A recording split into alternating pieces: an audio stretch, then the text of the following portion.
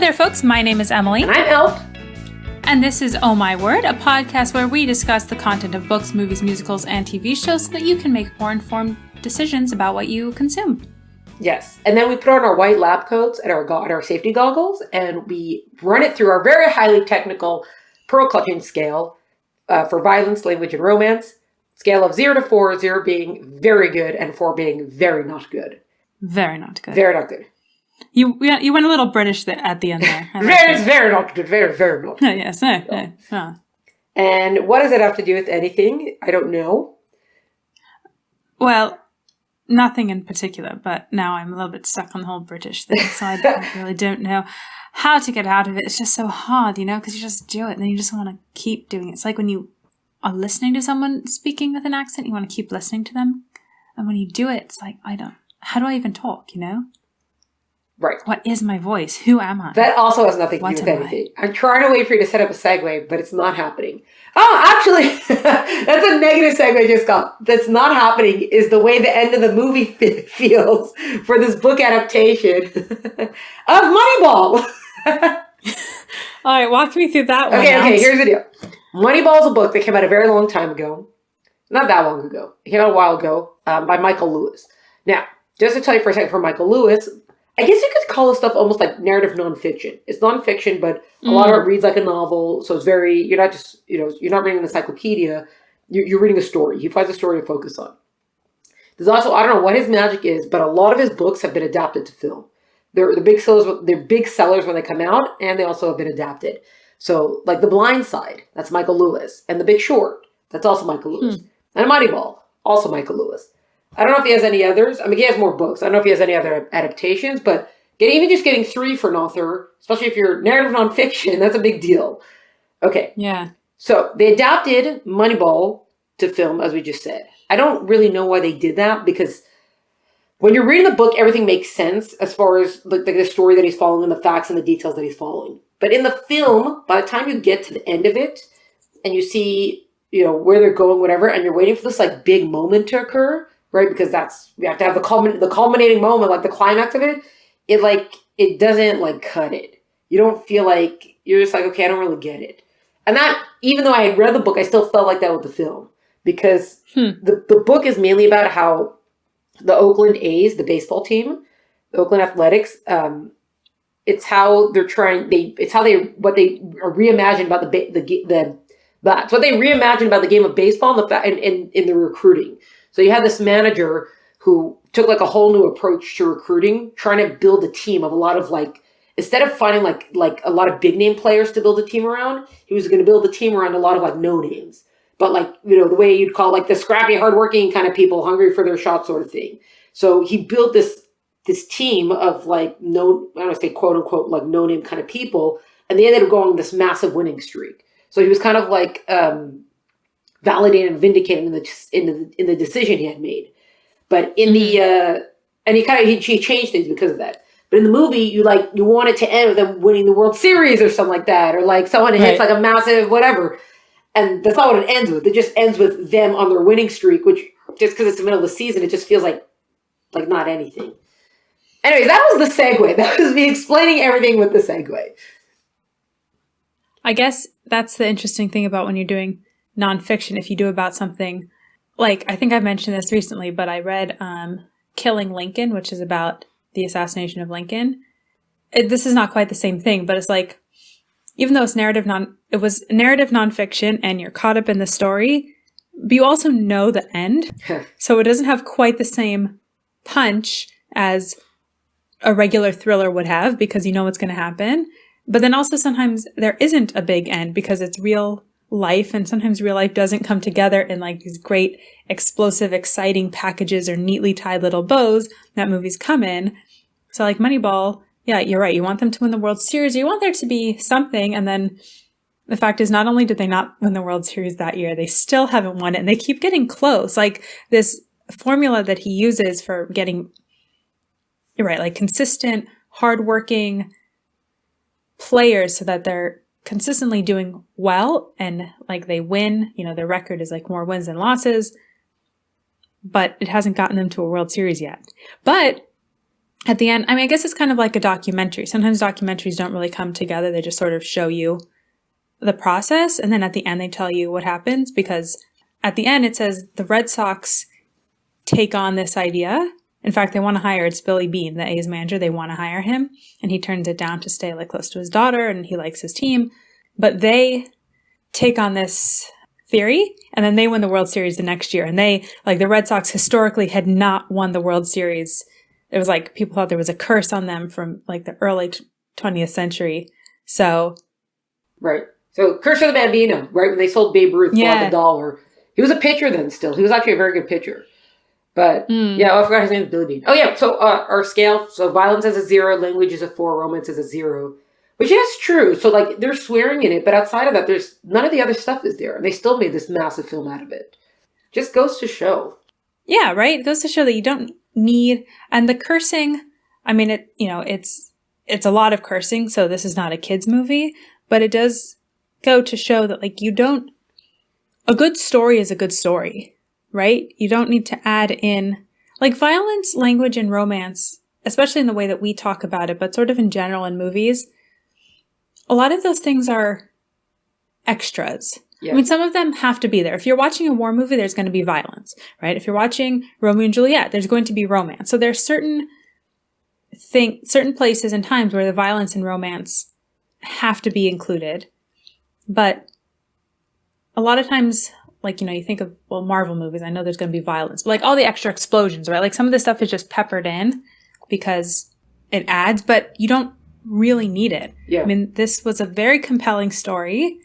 There's like a little bit of, it's not really romance. He has an ex-wife, Billy Beane, and you see his daughter, but like but it's just, they happen to be ex-wives. So there's no actual romance going on. The only real personal relationship he has is with his daughter, you know, and that's one of the things. You see him trying to like kind of become a better person and become a little bit closer to the players instead of just this manager who apparently gets to hire and fire with.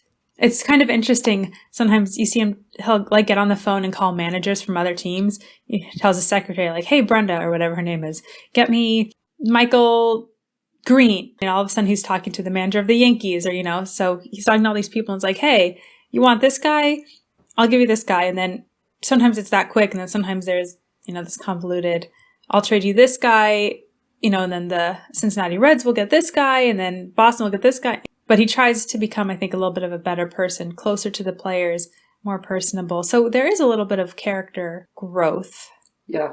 Well, it's funny when you mentioned with the trades, it's like when kids try to trade. Like they're trading cards, they're trading like whatever the toy of the day is. Like I trade with you, right. You trade with this person, whatever. You know, it's also too like it's like Rummy Cub. You know when you're trying to get those last 2, 3 pieces out, yes. So you have to redo the entire board just to get 1, 2, 3 pieces out. That's like these baseball trades of these like really complex. It's like the adult version of it. Yeah. They also for this one they lined up like a cast of like really big names, right? They got, I think Brad Pitt plays is Billy Beane, right? You got Jonah Hill, Chris Pratt. Well, I don't know how big Chris Pratt was then. Well, he probably was. Philip Seymour Hoffman. I think Jonah Hill. This is one of his first big like dramas, not comedy dramas, right? It came out 2011. Yeah, so like 10 years ago. Yeah. Yeah. I think also, I think he was moving into dramas then and not just these kind of like raunchy romances.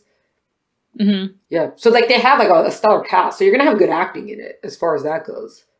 Yeah, they were all great performances. Yeah, some of them, you're right, like Jonah Hill and even Chris Pratt, if you like think back, because Chris Pratt at the time was probably Parks and Rec. Right. And I don't remember when Guardians of the Galaxy came out, but he was like this funny guy. Right. And then he has like he's not like a huge character.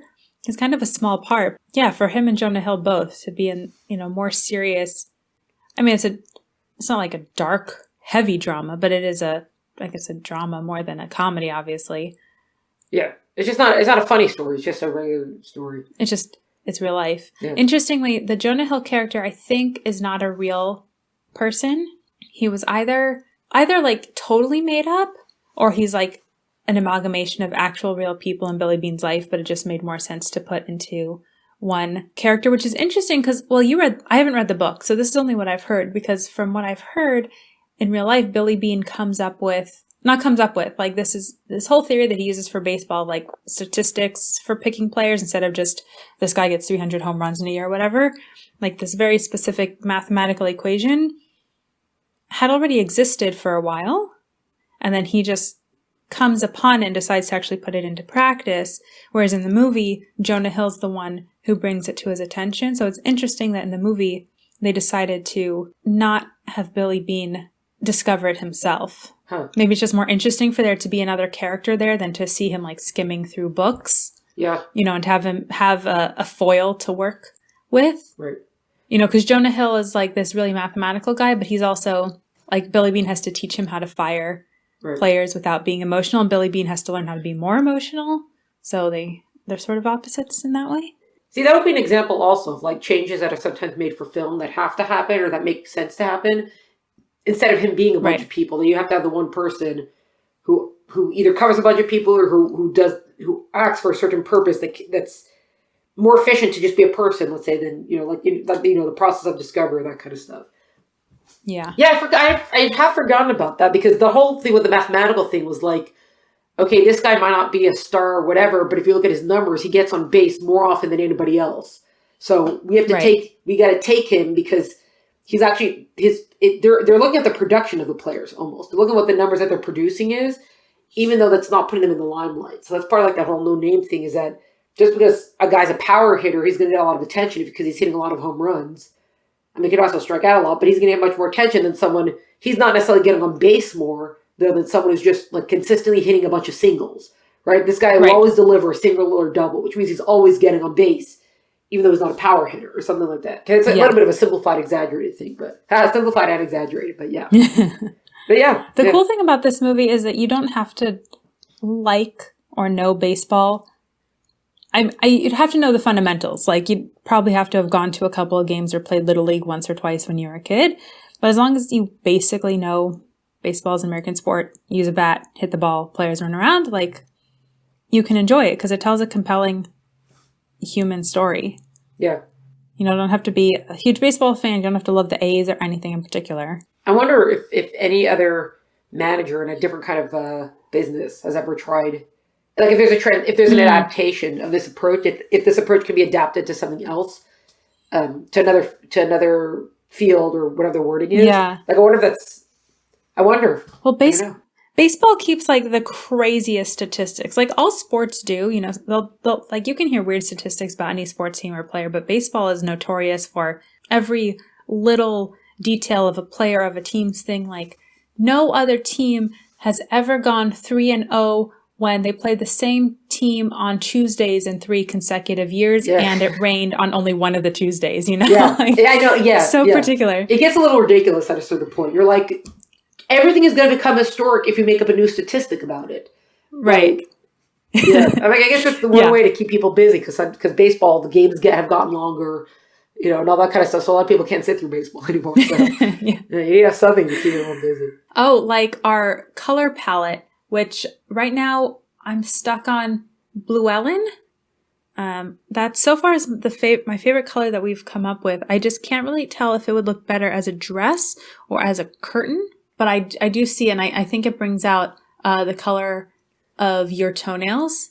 And it really it changes everything. So that's probably what we got to get working on. Yeah, and I got to convince Emily to rethink her approach to this color palette thing. So we definitely have what to deal with right now. Yeah, well, so thanks so much for listening, folks.